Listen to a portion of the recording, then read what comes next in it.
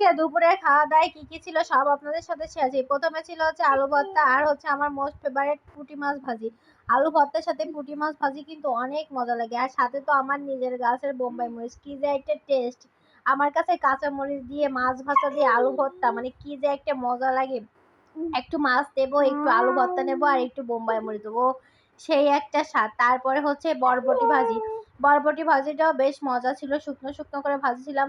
ভাজির সময় চিংড়ি মাছ দিতে ভুলে গেছিলাম।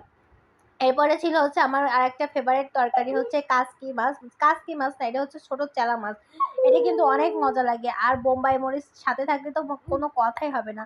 এই সিম্পল তরকারিগুলো দিয়েই কিন্তু অনেক বেশি ভাত খাওয়া যায় মাছ মাংসর থেকে। আর আজকে আমার রান্নাবান্না একদম সিম্পল ছিল।